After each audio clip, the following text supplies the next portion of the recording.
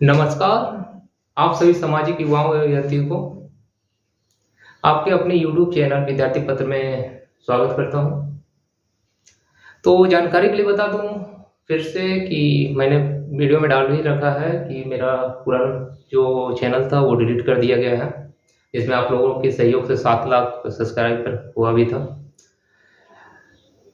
बाकी वो वीडियो आप लोग देख लीजिएगा।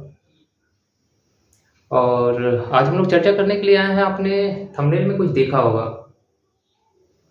क्या देखा है? बिहार कर्मचारी चयन आयोग बीएसएससी सीजीएल 4 का वैकेंसी आ गया है, और जिसमें सामान्य वर्ग और अन्य राज्य के लोगों के लिए कुछ नोटिफिकेशन में जानकारी दिया गया है। उसी रिलेटेड हम लोगों को बातें करनी है, जानना है, देखना है कि नोटिफिकेशन क्या कहता है। तो आइए देखते हैं। बीएसएससी सीजीएल 4 2025 सबसे पहला लाइन बोल रहा है, स्नातक स्तरीय पदों पर नियुक्ति हेतु आयोजित की जाने वाली चतुर्थ स्नातक स्तरीय संयुक्त प्रतियोगिता परीक्षा का विज्ञापन। कौन सा? चतुर्थ स्नातक। तृतीय तक हो चुका है, चतुर्थ स्नातक। विज्ञापन संख्या जो है 5/25 है। ऑनलाइन रजिस्ट्रेशन का डेट जो दिया गया है वो 18 अगस्त 2025 से 17 सितंबर 2025 के रात्रि 11:59 PM तक है समय। ठीक है। ऑनलाइन आवेदन के लिए आयोग का वेबसाइट जो दिया गया है वो https://bssc.bihar.gov.in। ठीक है, इसी पे आप लोग का रजिस्ट्रेशन होगा। और नेक्स्ट जो इसमें बताया गया है, अधियाची विभाग द्वारा प्राप्त कराए गए वेतनमान। कौन सा वेतन का चर्चा हम लोग कर रहे हैं? वेतन लेवल 7। हाई प्रोफाइल बीएसएससी की तरफ से अगर हाई प्रोफाइल कोई जॉब है तो ये जॉब। ठीक है, लेवल 7 एवं शैक्षणिक योग्यता की विवरणी। देखते हैं शैक्षणिक योग्यता क्या बोलता है। तो हम लोग लेवल 7 के जॉब में शैक्षणिक योग्यता देखने के लिए आए। पद का नाम क्या क्या है इस 7 लेवल पे में? सहायक प्रशाखा पदाधिकारी पहला पद, दूसरा योजना सहायक है, और तीसरा कन्या सांख्यिकी सहायक है। ठीक है। तो सहायक प्रशाखा पदाधिकारी जिसको एएसओ बोलते हैं, उसका वेतन स्तर कितना है? 7। योजना सहायक का भी 7 और कन्या सांख्यिकी सहायक का भी वेतन स्तर 7। और न्यूनतम योग्यता जो है सहायक प्रशाखा पदाधिकारी में किसी मान्यता प्राप्त विश्वविद्यालय से स्नातक का मात्र डिग्री होना चाहिए। तो आप इस फॉर्म को अप्लाई कर सकते हैं। योजना सहायक में भी किसी मान्यता प्राप्त विश्वविद्यालय से स्नातक। लेकिन कन्या सांख्यिकी सहायक में आप लोग सामान्य वर्ग के लोग हैं, तो जानकारी के लिए बता दूं कि आपको जान के कोई फायदा ही नहीं है आप लोगों को। आगे बताऊंगा क्यों।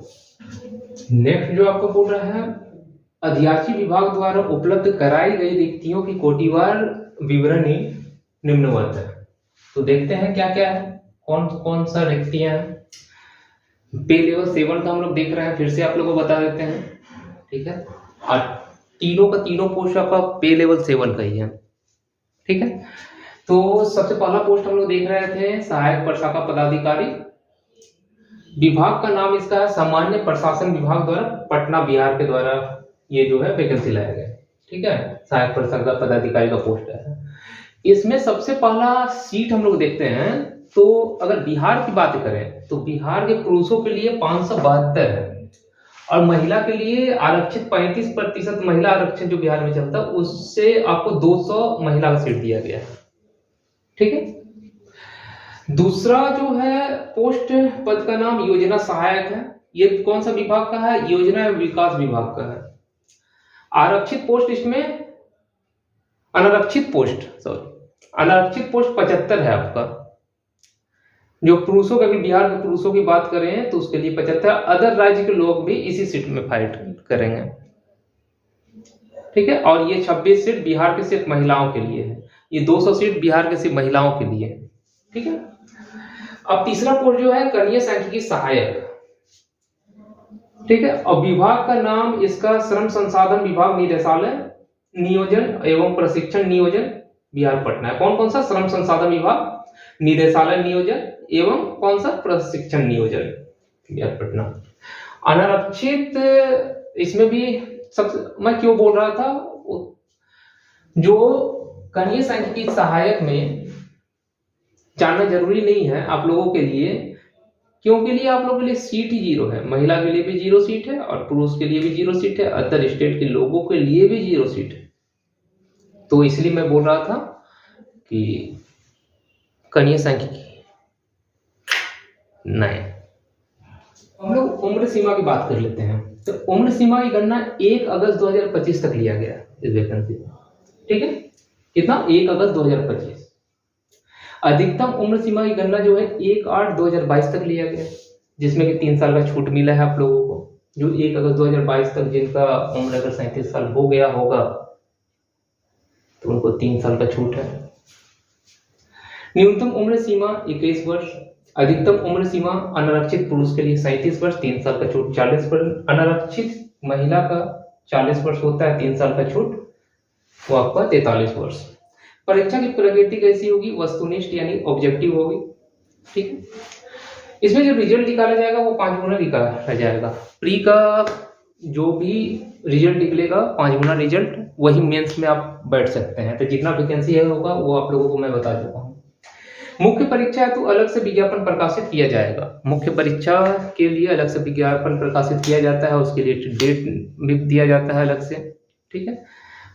और उसका पैटर्न क्या रहेगा वो हो सके बदलाव भी कर सकता है, ऑफलाइन ऑनलाइन दोनों में किसी में भी करा सकता है, वो डिपेंड करता है उन पे, स्पष्ट रूप से नोटिस में दे दिया गया है, ठीक है। तो इससे संबंधित आप लोगों के लिए कुछ इंपॉर्टेंट तथ्य है जो कि बहुत इंपॉर्टेंट है, जिसका एज निकला जा रहा है उसके लिए, ठीक है। तो देखते हैं क्या बोल रहा है। समान अंक प्राप्त करने वाले अभ्यर्थियों के जन्मतिथि के अनुसार अधिक उम्र वाले अभ्यर्थी को मेधा सूची में ऊपर रखा जाएगा। मतलब जिसका अगर रिजल्ट समान अंक आ जाता है तो उसमें जिसका डेट ऑफ बर्थ ज्यादा रहेगा, मतलब ज्यादा एज का जो लड़का रहेगा, ज्यादा एज का जो लड़का रहेगा उसी का होगा पहले, ठीक है। अब मान लीजिए कि अगर समान अंक भी हो गया और समान आपका डेट ऑफ बर्थ भी हो गया तो क्या करें?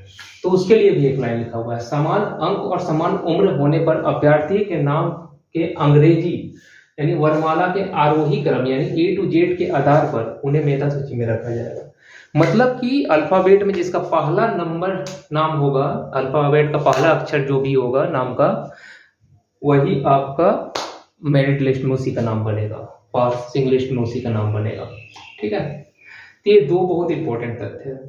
अब देखते हैं क्वालिफाइंग मार्क्स कितना है। कम से कम 40% मार्क्स तो लाना ही पड़ेगा, न तो कैंसिल कर दिया जाएगा रिजल्ट को आपका।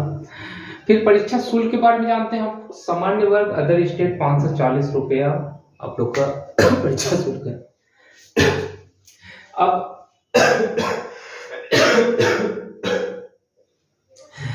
अभ्यर्थी द्वारा ऑनलाइन आवेदन भरते समय किए गए दावा के अनुसार सक्षम प्राधिकार द्वारा निर्गत सभी प्रमाण पत्र यथा मैट्रिकुलेशन प्रमाण पत्र, शैक्षणिक योग्यता संबंधी डिग्री, औपबंधिक प्रमाण पत्र यानी प्रोविजनल सर्टिफिकेट, आर्थिक रूप से कमजोर वर्गों के लिए क्या क्या आय एवं परिसंपत्ति प्रमाण पत्र और अस्थायी आवासीय प्रमाण पत्र।